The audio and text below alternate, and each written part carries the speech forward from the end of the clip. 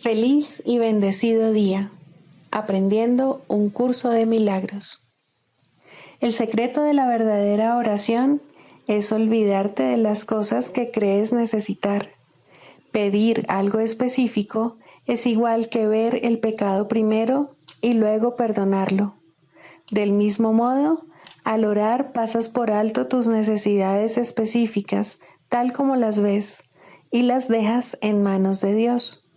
Ahí se convierten en los regalos que le haces, pues le dicen que no antepondrás otros dioses a Él, ni que quieres otro amor que el suyo.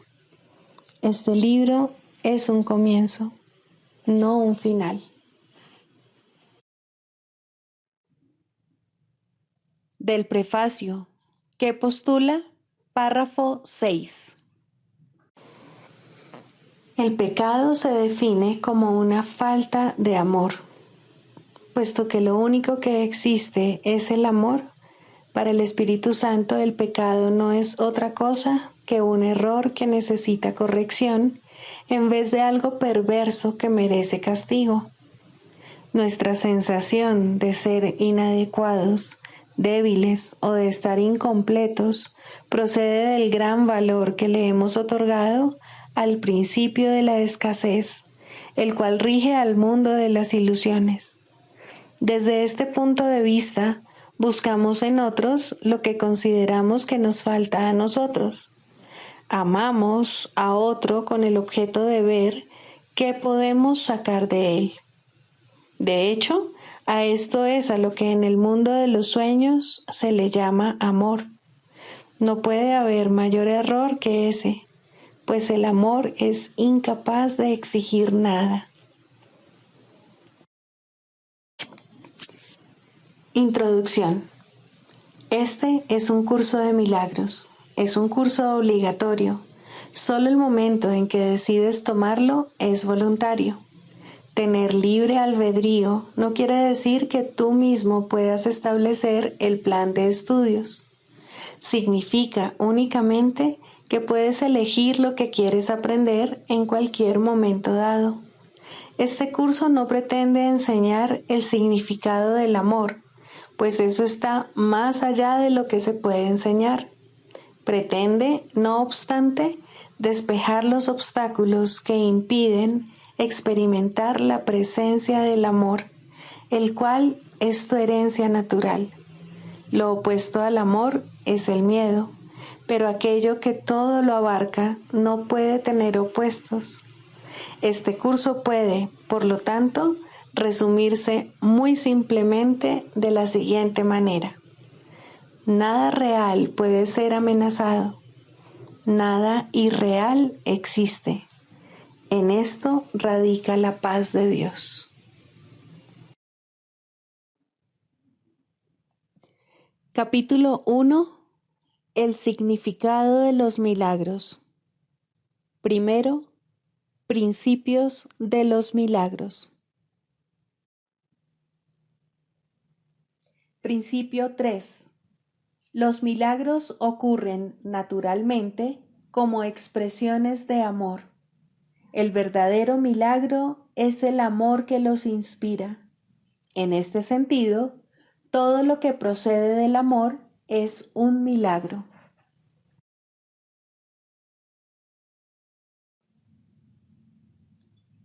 Capítulo 13. El mundo inocente. 6. Cómo encontrar el presente. Percibir verdaderamente es ser consciente de toda la realidad a través de la conciencia de tu propia realidad. Pero para que esto tenga lugar, no debes ver ninguna ilusión, pues la realidad no da cabida a ningún error. Esto quiere decir percibir a tu hermano solamente como lo ves ahora. Su pasado no tiene realidad en el presente, por lo tanto, te es imposible verlo. Las reacciones que tuviste hacia él en el pasado tampoco están ahí, y si reaccionas ante ellas, no estarás sino viendo la imagen que hiciste de él, a la cual tienes en mayor estima que a él mismo. Cuando pongas en duda las ilusiones, Pregúntate si es realmente sensato percibir el pasado como si estuviese ocurriendo ahora. Si recuerdas el pasado cuando contemplas a tu hermano, no podrás percibir la realidad que está aquí ahora. ¿Consideras natural utilizar tus experiencias pasadas como punto de referencia desde el que juzgar el presente? Sin embargo, eso es antinatural porque es ilusorio. Cuando hayas aprendido a ver a todo el mundo sin hacer referencia alguna al pasado, ya sea el tuyo o el tuyo según tú lo hayas percibido, podrás aprender de lo que ves ahora. Pues el pasado no puede arrojar sombras que oscurezcan el presente a menos que tengas miedo a la luz. Y solo si tienes miedo, elegirías dejar que la oscuridad te acompañase y al tenerla en tu mente, verla como una nube negra que envuelve a tus hermanos y te impide ver su realidad. Esta oscuridad se encuentra en ti. El Cristo, tal como se revela ante ti ahora, no tiene pasado, pues es inmutable, y en su inmutabilidad radica tu liberación. Pues si Él es tal como fue creado, no puede haber culpabilidad en Él. Ninguna nube de culpabilidad ha venido a ocultarlo, y Él se alza revelado en todo aquel con quien te encuentras, porque lo ves a través de Él mismo. Renacer es abandonar el pasado y contemplar el presente sin condenación. La nube que oculta al Hijo de Dios de tu vista es el pasado, y si quieres que lo pasado, pasado sea, no lo debes ver ahora. Si lo ves ahora en tus ilusiones, es que todavía no se ha apartado de ti, aunque no está aquí. El tiempo puede liberar así como aprisionar, dependiendo de quién es la interpretación de este que eliges usar. El pasado, el presente y el futuro no son estados continuos, a no ser que impongas continuidad en ellos. Puedes percibirlos como que son continuos y hacer que lo sean para ti, pero no te engañes y luego creas que realmente lo son, pues creer que la realidad es lo que a ti te gustaría que fuese, de acuerdo con el uso que haces de ella, es ilusorio. Quieres destruir la continuidad del tiempo dividiéndolo en pasado, presente y futuro para tus propios fines. Quieres prever el futuro basándote en tus experiencias pasadas y hacer planes de acuerdo con esas experiencias. Sin embargo, al hacer eso estás alineando el pasado con el futuro y no estás permitiendo que el milagro que podría intervenir entre ellos te libere para que puedas renacer. El milagro te permite ver a tu hermano libre de su pasado y así te permite percibirlo como que ha renacido. Sus errores se encuentran en el pasado y al percibirlo sin ellos lo liberas. Y puesto que su pasado es también el tuyo, compartes esa liberación. No permitas que ninguna sombra tenebrosa de tu pasado lo oculte de tu vista, pues la verdad se encuentra solamente en el presente, y si la buscas ahí, la encontrarás.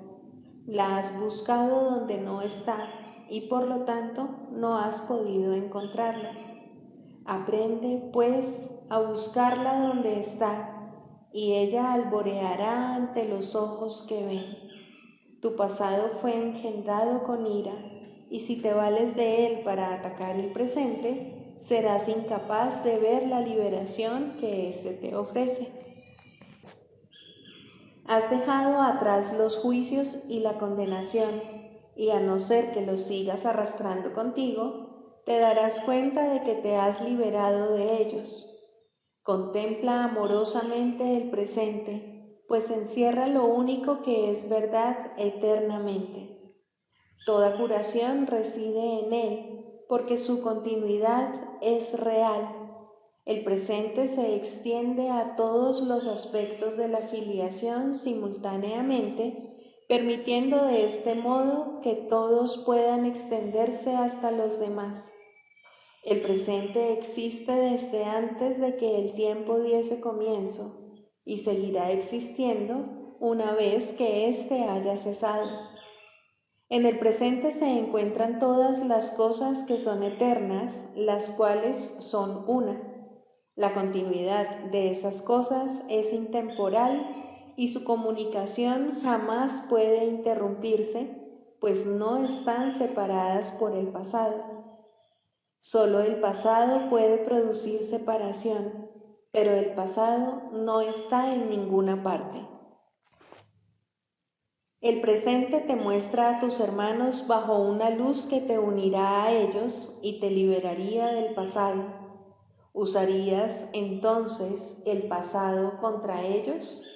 Pues si lo haces, estarás eligiendo permanecer en una obscuridad que no existe y negándote a aceptar la luz que se te ofrece, pues la luz de la visión perfecta se otorga libremente del mismo modo en que se recibe libremente y solo se puede aceptar sin limitaciones de ninguna clase.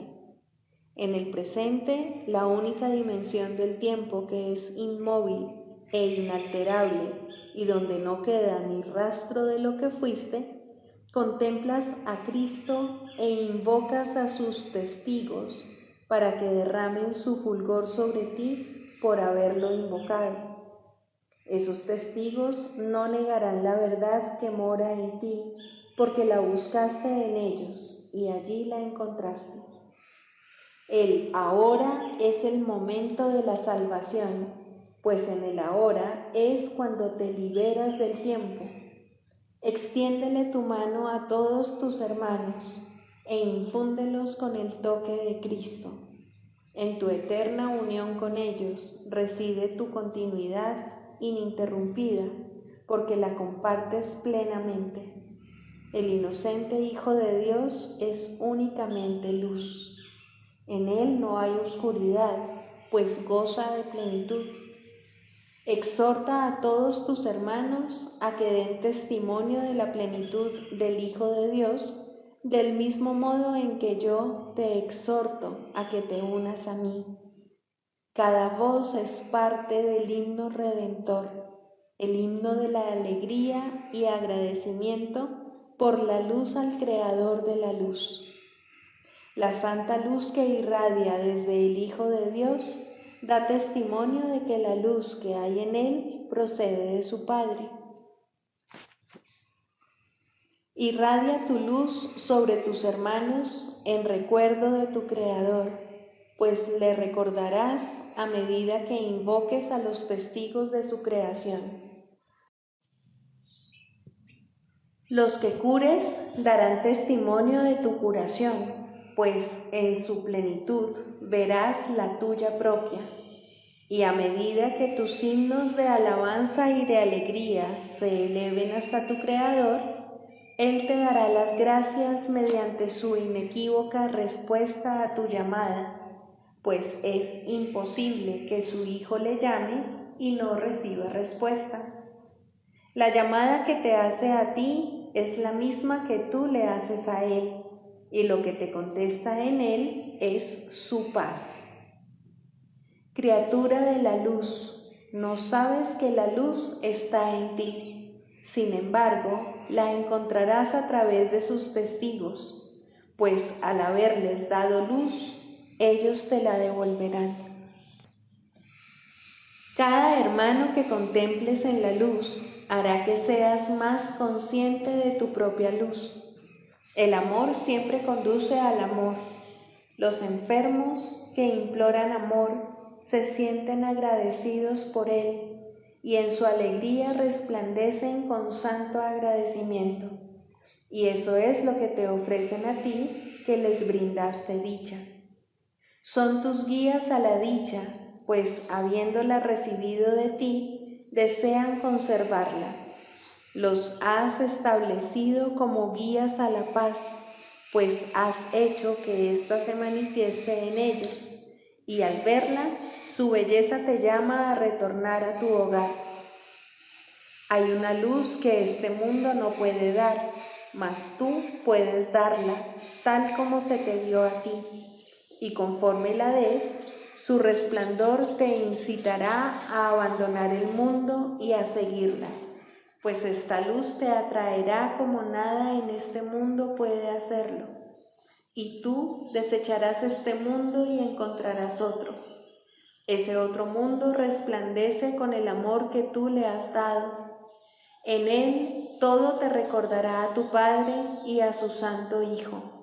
La luz es ilimitada y se extiende por todo ese mundo con serena dicha.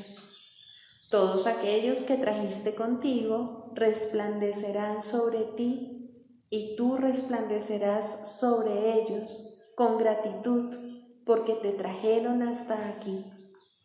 Tu luz se unirá a la suya, dando lugar a un poder tan irresistible que liberará de las tinieblas a los demás según tu mirada se pose sobre ellos. Despertar en Cristo es obedecer las leyes del amor libremente como resultado del sereno reconocimiento de la verdad que éstas encierran. Tienes que estar dispuesto a dejarte atraer por la luz, y la manera en que uno demuestra que está dispuesto es dando.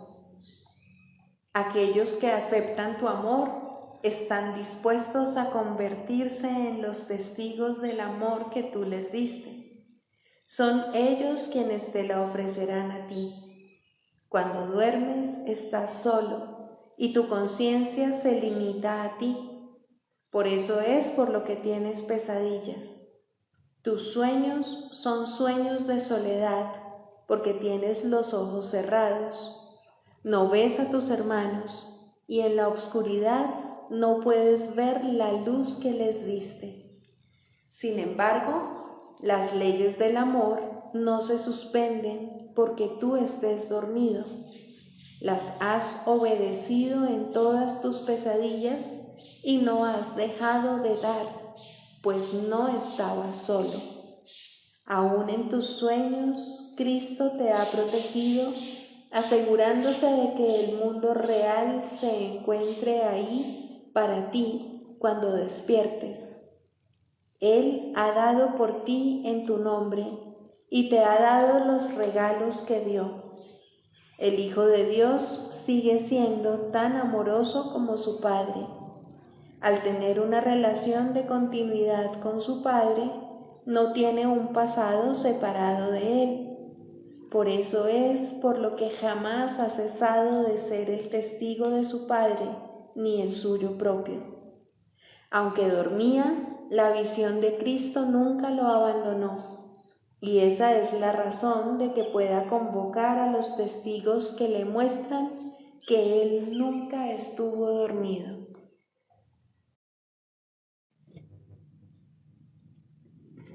Libro de ejercicios. Pregunta 12. ¿Qué es el ego? El ego no es otra cosa que idolatría, el símbolo de un yo limitado y separado, nacido en un cuerpo, condenado a sufrir y a que su vida acabe en la muerte. Es la voluntad que ve a la voluntad de Dios como su enemigo y que adopta una forma en que ésta es negada. El ego es la prueba de que la fuerza es débil y el amor temible. La vida en realidad es la muerte y solo lo que se opone a Dios es verdad. El ego es demente, lleno de miedo, cree alzarse más allá de lo omnipresente, aparte de la totalidad y separado de lo infinito. En su demencia cree también haber vencido a Dios mismo y desde su terrible autonomía ve que la voluntad de Dios ha sido destruida. Sueña con el castigo y tiembla ante las figuras de sus sueños, sus enemigos que andan tras él, queriendo asesinarlo antes de que él pueda proteger su seguridad, atacándolos primero. El Hijo de Dios no tiene ego. ¿Qué puede saber él de la locura o de la muerte de Dios cuando mora en él? ¿Qué puede saber de penas o de sufrimientos cuando vive en una dicha eterna? ¿Qué puede saber del miedo o del castigo, del pecado o de la culpabilidad, del odio o del ataque, cuando lo único que le rodea es paz eterna, por siempre imperturbable y libre de todo conflicto, en la tranquilidad y silencio más profundos? Conocer la realidad significa no ver al ego ni a sus pensamientos, sus obras o actos, sus leyes o creencias, sus sueños o esperanzas, así como tampoco los planes que tiene para su propia salvación y el precio que hay que pagar por creer en él. Desde el punto de vista del sufrimiento, el precio que hay que pagar por tener fe en él es tan inmenso que la ofrenda que se hace a diario en su tenebroso santuario es la crucifixión del Hijo de Dios. Y la sangre no puede sino correr ante el altar donde sus enfermizos seguidores se preparan para morir. Una sola azucena de perdón, no obstante, puede transformar la obscuridad en luz y el altar a las ilusiones en el templo a la vida misma. Y la paz se les restituirá para siempre a las santas mentes que Dios creó como su Hijo, su morada, su dicha y su amor, completamente suyas y completamente unidas a Él. Lección 331. El conflicto no existe, pues mi voluntad es la tuya. Padre, qué absurdo creer que tu Hijo podía causarse sufrimiento a sí mismo. ¿Cómo iba él a poder planear su condenación sin que se le hubiera provisto de un camino seguro que lo condujese a su liberación? ¿Me amas, Padre, y nunca habrías podido dejarme en la desolación para morir en un mundo de dolor y crueldad? ¿Cómo pude jamás pensar que el amor se había abandonado a sí mismo? No hay otra voluntad que la voluntad del amor. El miedo es un sueño y no tiene una voluntad que pueda estar en conflicto con la tuya. Estar en conflicto es estar dormido. La paz, estar despierto. La muerte es una ilusión y la vida, la verdad eterna. Nada se opone a tu voluntad. El conflicto no existe, pues mi voluntad es la tuya.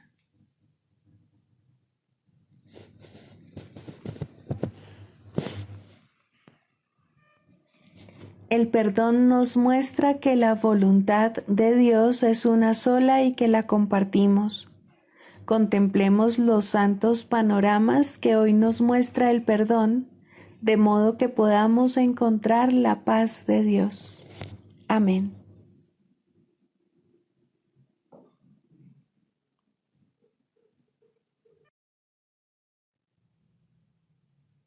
Del Manual para el Maestro, pregunta 4. ¿Cuáles son las características de los maestros de Dios? 7. Generosidad.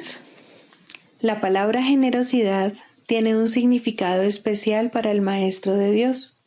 No es el significado usual de la palabra. De hecho, es un significado que tiene que aprenderse, y aprenderse muy bien. Al igual que todos los demás atributos de los maestros de Dios, Esta se basa, a fin de cuentas, en la confianza, puesto que sin confianza nadie puede ser generoso en el verdadero sentido de la palabra.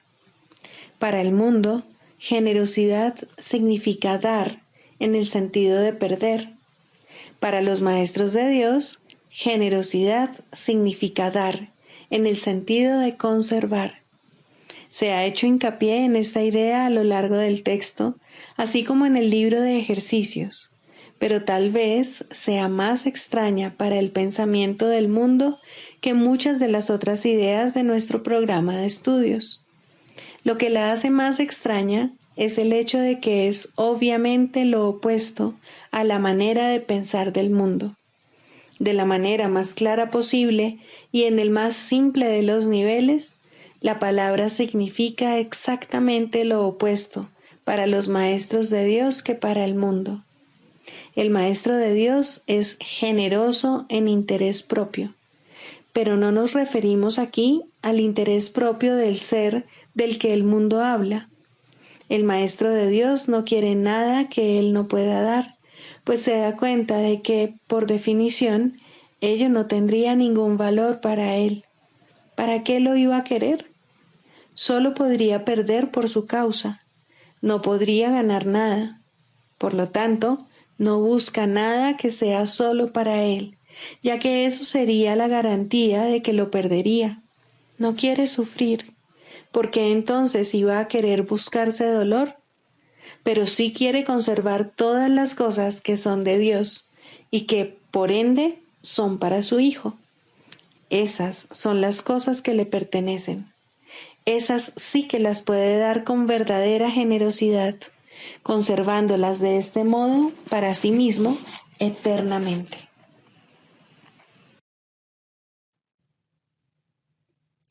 Manual para el maestro 27. ¿Qué es la muerte? La muerte es el sueño central de donde emanan todas las ilusiones. ¿No es acaso una locura pensar que la vida no es otra cosa que nacer, envejecer, perder vitalidad y finalmente morir? Ya hemos planteado esta pregunta anteriormente, pero ahora debemos examinarla con mayor detenimiento. La creencia fija e inalterable del mundo es que todas las cosas nacen para morir. Se considera que así es como opera la naturaleza y ello no se debe poner en tela de juicio, sino que debe aceptarse como la ley natural de la vida.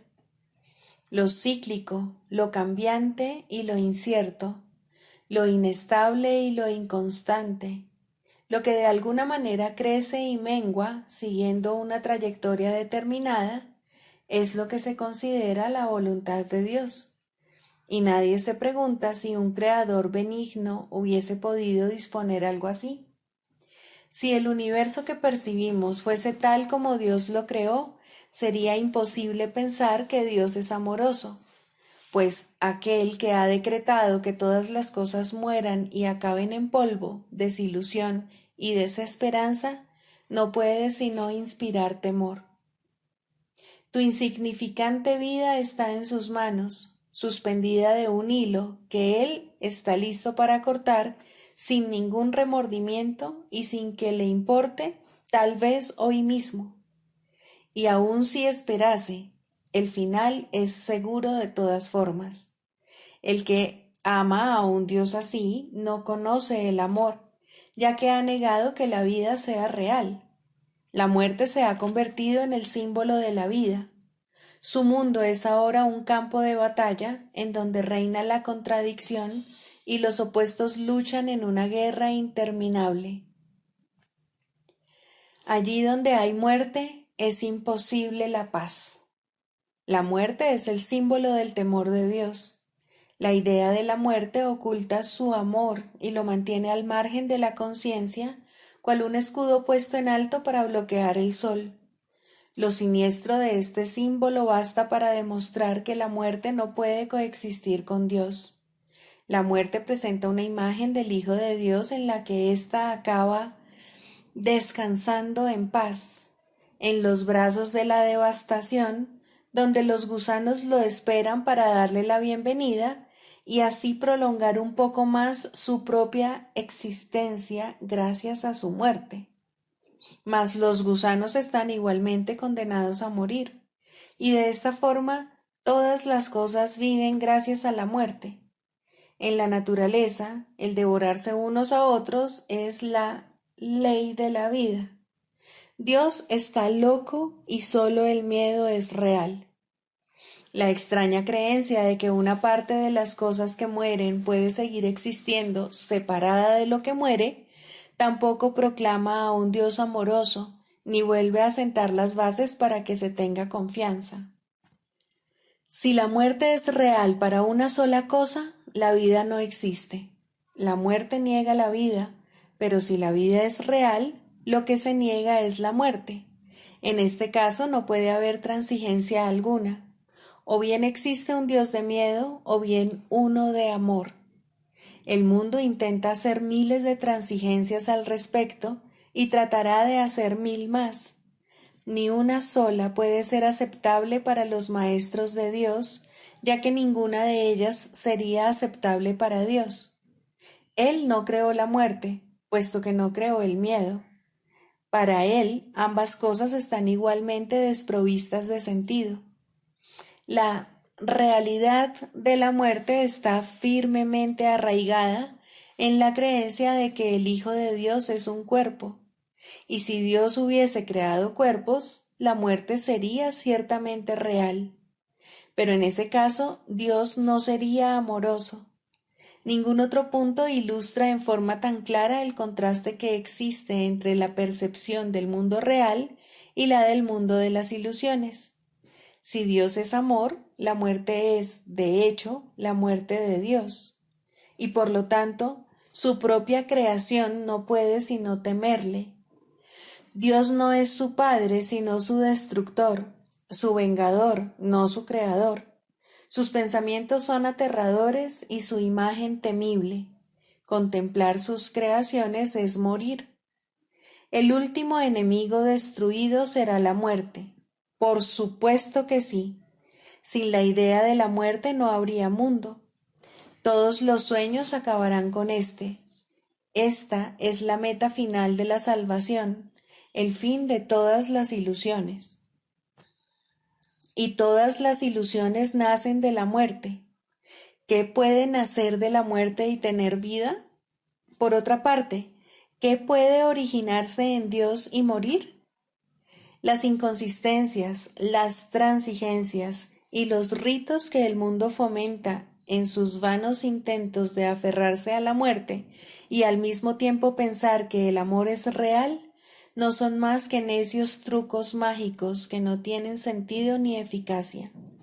Dios es eterno, al igual que todas las cosas creadas en Él. ¿No ves que de no ser así, Él tendría un opuesto y el miedo sería tan real como el amor? Maestro de Dios, tu única tarea puede definirse de la siguiente manera. No hagas ningún trato en el que la muerte sea parte integrante de él. No creas en la crueldad, ni permitas que el ataque oculte la verdad de ti. Lo que parece morir, tan solo se ha percibido incorrectamente y se ha llevado al campo de las ilusiones. De ahí que tu tarea sea ahora permitir que las ilusiones sean llevadas ante la verdad.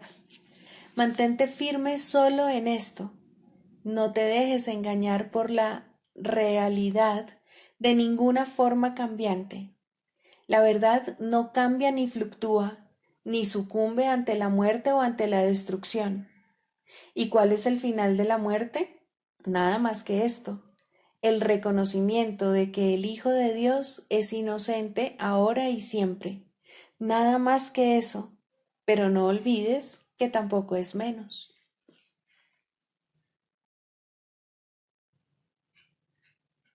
Clarificación de términos. Mente, espíritu. El término mente se utiliza para representar el principio activo del espíritu, el cual le suministra a éste su energía creativa. Cuando el término va con mayúscula, se refiere a Dios o a Cristo, es decir, a la mente de Dios o a la mente de Cristo. El espíritu es el pensamiento de Dios que Él creó semejante a sí mismo. El espíritu unificado es el único Hijo de Dios o Cristo. En este mundo, puesto que la mente está dividida, los hijos de Dios parecen estar separados. Sus mentes, asimismo, no parecen estar unidas. En ese estado ilusorio, el concepto de una mente individual parece tener sentido. En el curso, por lo tanto, se describe a la mente como si consistiera de dos partes, el espíritu y el ego. El espíritu es la parte que aún se mantiene en contacto con Dios a través del Espíritu Santo, quien, aunque mora en esa parte, también ve la otra. No se usa el término alma, excepto en citas directas de la Biblia, por ser un término sumamente polémico. En cualquier caso, sería un equivalente de espíritu, entendiéndose que, al formar parte del ámbito de Dios, es eterna y nunca nació. La otra parte de la mente es completamente ilusoria y solo teje ilusiones. El espíritu conserva su potencial creativo, pero su voluntad, que es la de Dios, parecerá estar cautiva mientras la mente no esté unificada. La creación continúa imperturbable porque esa es la voluntad de Dios. Dicha voluntad está siempre unificada y por lo tanto no tiene significado en este mundo, no tiene grados ni opuestos. La mente puede gozar de rectitud o estar errada dependiendo de la voz que escuche. La mentalidad recta escucha al Espíritu Santo, perdona al mundo y en su lugar ve el mundo real a través de la visión de Cristo. Esta es la visión final, la última percepción, la condición en la que Dios mismo da el paso final. Ahí, al tiempo y a lo ilusorio les llega su fin. La mentalidad errada escucha al ego y teje ilusiones, percibe el pecado, justifica la ira y considera que la culpabilidad, la enfermedad y la muerte son reales. Tanto este mundo como el mundo real son ilusorios, pues la mentalidad recta simplemente pasa por alto o perdona lo que nunca ocurrió. Por lo tanto, la mentalidad recta no es la mentalidad uno de la mente de Cristo, cuya voluntad es una con la de Dios. La única libertad que aún nos queda en este mundo es la libertad de elegir, y la elección es siempre entre dos alternativas o dos voces. La voluntad no está involucrada en la percepción a ningún nivel y no tiene nada que ver con el proceso de elegir. La conciencia es el mecanismo receptor, el cual recibe mensajes tanto del plano superior como del inferior, del Espíritu Santo o del ego. La conciencia tiene niveles y puede cambiar drásticamente de uno a otro, pero no puede trascender el dominio de lo perceptual. En su nivel más elevado, se vuelve consciente del mundo real y puede ser entrenada para hacer eso cada vez con mayor frecuencia. Sin embargo, el hecho mismo de que tenga niveles y de que pueda ser entrenada demuestra que no puede alcanzar el conocimiento. Tercero, el papel del psicoterapeuta. El psicoterapeuta es un líder en el sentido de que camina ligeramente delante del paciente y le ayuda a evitar algunas de las trampas del camino al verlas primero. Idealmente es también un seguidor, pues hay uno que debe caminar delante de él y darle luz para que vea. Sin este, ambos solo tropezarán ciegamente sin dirección alguna. Sin embargo, es imposible que éste se haya ausente del todo si la meta es la sanación.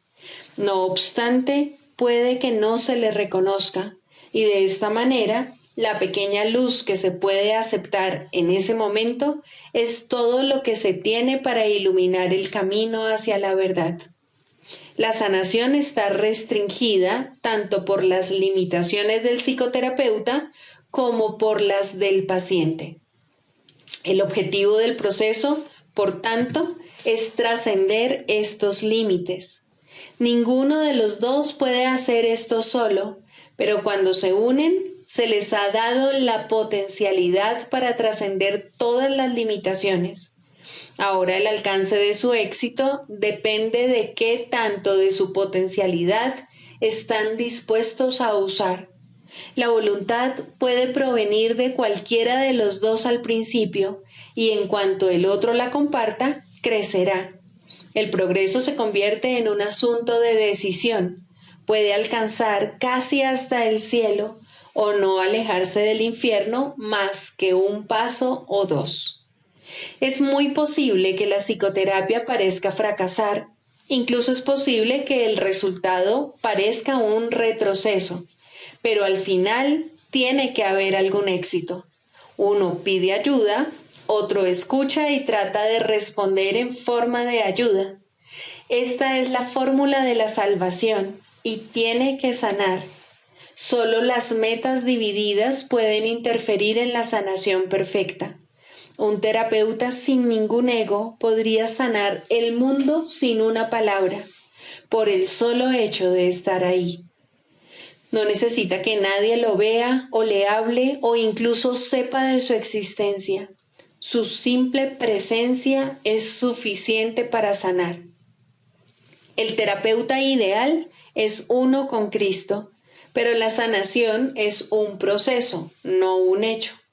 El terapeuta no puede progresar sin el paciente y el paciente no puede estar listo para recibir a Cristo o de lo contrario no podría estar enfermo. En un sentido, el terapeuta sin ego es una abstracción que se encuentra al final del proceso de sanación, demasiado avanzado para creer en la enfermedad y demasiado cerca de Dios para conservar sus pies en la tierra. Ahora Él puede ayudar a través de aquellos que necesitan ayuda, pues de esta manera está llevando a cabo el plan establecido para la salvación. El psicoterapeuta se convierte en su paciente al trabajar a través de otros pacientes para expresar sus pensamientos a medida que los recibe de la mente de Cristo. El canto de la oración. 2. El perdón. Introducción. El perdón da alas a la oración para que su ascenso sea fácil y su progreso veloz. Sin su fuerte apoyo sería inútil tratar de ir más allá del primer peldaño de la oración o incluso intentar ascender. El perdón es el aliado de la oración, su hermano en el plan para tu salvación. Ambos vendrán a sostenerte y a mantener tus pies firmemente plantados y tu propósito fuerte e inalterable. Contempla la ayuda más grande que Dios ordenó que estuviese contigo hasta que llegues a Él, y con esto llega el fin de las ilusiones. A diferencia de la naturaleza intemporal de su hermana, la oración, el perdón tiene un final, pues se vuelve innecesario cuando el ascenso se completa.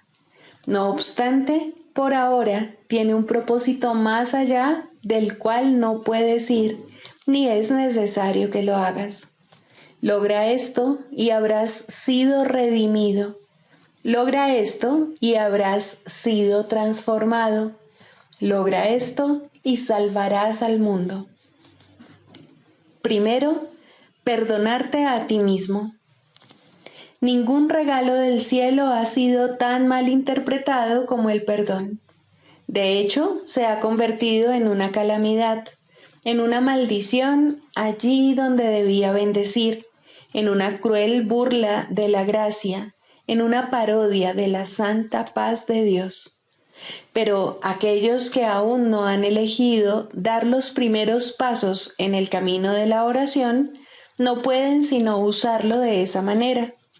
La benevolencia del perdón resulta imperceptible al principio, porque no se entiende lo que es la salvación ni realmente se busca. Lo que se concibió para curar se usa para herir, porque no se desea el perdón.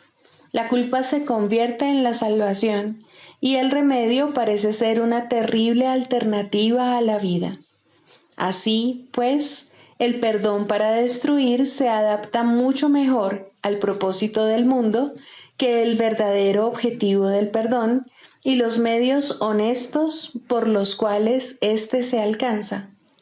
El perdón para destruir no pasará por alto ningún pecado, ningún crimen, ni ninguna traza de culpa que pueda buscar, encontrar y, entre comillas, amar. Amado de su corazón es el error, y las faltas lucen enormes y crecen y se expanden ante su mirada. Selecciona cuidadosamente todas las cosas perversas y pasa por alto lo amoroso, como si de una plaga se tratase, algo odioso teñido de peligro y muerte. El perdón para destruir es la muerte, y eso es lo que ve en todo lo que contempla y odia. La misericordia de Dios se ha convertido en un cuchillo retorcido que busca destruir al Santo Hijo que Él ama. ¿Te perdonarías a ti mismo por todo esto? Aprende entonces que Dios te ha dado los medios a través de los cuales puedes retornar a Él en paz. No veas el error, no lo hagas real. Selecciona lo amoroso y perdona el pecado al elegir en su lugar la faz de Cristo. ¿De qué otra manera puede la oración regresar a Dios? Él ama a su Hijo. ¿Podrías acordarte de Él y al mismo tiempo odiar lo que Él creó? Odiarás al Padre si odias al Hijo que Él ama. Pues tal como veas al Hijo, así te verás a ti mismo, y tal como te veas a ti mismo, así será Dios para ti. De la misma manera en que siempre oras por ti, del mismo modo es a ti al que siempre se le concede el perdón. Es imposible perdonar a otro, pues son únicamente tus pecados lo que ves en él. Quieres verlos en él y no en ti. Por eso es por lo que perdonar a otro es una ilusión. Sin embargo, es el único sueño feliz en todo el mundo, el único que no conduce a la muerte. Solo en otro puedes perdonarte a ti mismo, pues le has hecho culpable de tus pecados y ahora tienes que encontrar tu inocencia en él. ¿Quién sino el pecador necesita que se le perdone? Jamás pienses que puedes ver pecado en nadie excepto en ti mismo. Este es el gran engaño del mundo, y tú, el que más se engaña a sí mismo. Siempre parece que el malvado es otro, y como resultado de su pecado, tú eres el perjudicado. ¿Sería posible la liberación si esto fuese cierto? Pues en tal caso serías el esclavo de todos, ya que lo que cualquiera de ellos hiciese dictaría tu destino, tus sentimientos, tu desesperación o esperanza, tu desdicha o alegría. No serías libre a menos que Él te concediese la libertad. y al él ser malvado, solo puede dar maldad. No puedes ver sus pecados sin ver los tuyos, mas puedes liberarlo y liberarte a ti mismo. El perdón verdaderamente concedido es el camino en el cual se encuentra tu única esperanza de libertad. Otros cometerán errores al igual que tú, mientras esta parodia de mundo parezca ser tu hogar. No obstante, Dios mismo dio a todos sus hijos un remedio para todas las ilusiones que creen ver. La visión de Cristo no utiliza tus ojos, pero tú puedes mirar a través de los suyos y aprender a ver como Él. Los errores no son sino diminutas sombras que desaparecen fugazmente y que solo por un instante parecen ocultar la faz de Cristo, que continúa inmutable tras todas ellas. Su constancia permanece en tranquilo silencio y perfecta paz. Él no sabe de sombras. Suyos son los ojos que ven, más allá del error, al Cristo en ti. Pide entonces su ayuda y pregúntale cómo aprender lo que es el perdón, tal como su visión lo ve. Tienes necesidad de lo que Él da, y tu salvación depende de lo que aprendas. La oración no es libre para llegar hasta el cielo, mientras el perdón para destruir permanezca contigo. La misericordia de Dios eliminará de tu santa mente esta manera de pensar mordaz y venenosa. Cristo te ha perdonado y en su visión el mundo se torna tan santo como Él. Quien no ve maldad en el mundo, ve como Él, pues lo que Él ha perdonado no ha pecado y así ya no hay más culpa. El plan de la salvación se ha cumplido y la cordura ha llegado. El perdón es la llamada a la cordura, pues ¿quién sino un demente se fijaría en el pecado cuando en su lugar puede ver la faz de Cristo? Esta es la elección que tienes ante ti, la más simple y sin embargo la única que puedes hacer. Dios te pide que salves a su Hijo de la muerte, ofreciéndole el amor de Cristo. Esta es tu necesidad y Dios te ofrece este regalo. Tal como Él da, así tienes que dar tú también. Y de este modo, la oración se restituye a lo amorfo, más allá de todo límite a la intemporalidad, sin nada del pasado que le impida volver a unirse al perenne canto que toda la creación le entona a su Dios. Mas para alcanzar este fin, y antes de llegar allí donde el aprendizaje ya no tiene objeto, debes primero aprender. El perdón es la llave, mas ¿quién puede usar una llave cuando no sabe dónde está la puerta para la que se hizo y para la que solamente sirve?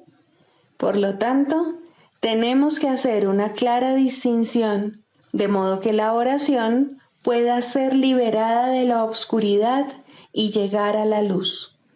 El papel del perdón debe invertirse y limpiarse de todo uso malvado y de las metas de odio para las que se ha empleado. El perdón para destruir debe ponerse al descubierto en toda su perfidia y luego abandonarse para siempre. No debe quedar ni el más mínimo vestigio de él si el plan que Dios estableció para tu retorno ha de lograrse al fin y el aprendizaje concluir. Este es el mundo de los opuestos y tienes que elegir entre ellos a cada instante mientras el mundo siga siendo real para ti. No obstante, debes aprender cuáles son las alternativas que verdaderamente tienes, o no serás capaz de lograr tu libertad. Deja, pues, que te resulte claro lo que el perdón en realidad significa para ti y aprende lo que debería hacer para hacerte libre. El nivel de tu oración depende de ello, pues aquí espera por su libertad para elevarse del mundo del caos y llegar a la paz.